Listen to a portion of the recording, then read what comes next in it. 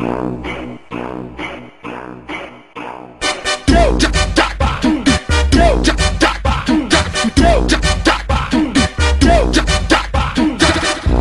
tocou mulher de amigo, cagou pela boca no meio do miolo. Vacilação é da Cuxa inovar e o resto tem desenrolo. Como bom conhecedor, ele tinha que saber que tocar mulher de amigo é pedir pra se fuder. O martelo vai bater, vai ser sentença de morte se a nossa carne é fraca. A mente tem que ser forte, até puta e ladrão. Jesus Cristo perdoou, só que com vacilação. Jesus Cristo não fechou, tá escrito no livrão. Meu papo tem fundamento, não cobiçai a mulher do irmão. É um dos 10 mandamentos.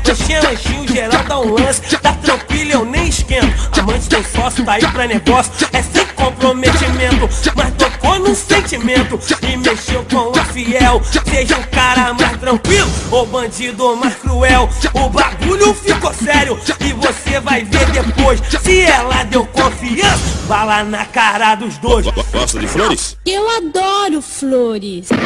Amanhã no seu enterro terá muitas flores. Muitas flores. Muitas flores.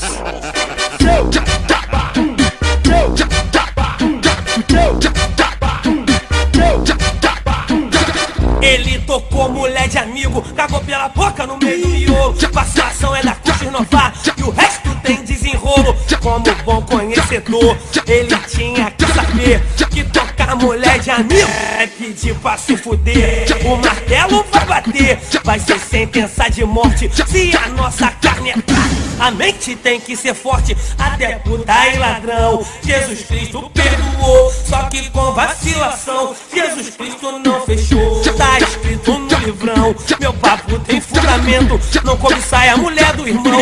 É um dos 10 mandamentos. Lanchinho, geral dá um lance, tá tranquilo, eu nem esquento.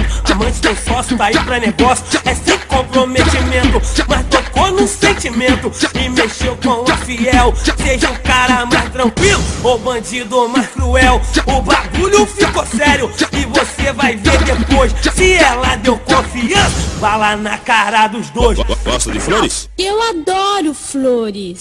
Amanhã no seu enterro terá muitas flores. Muitas flores. Muitas flores. Muitas flores.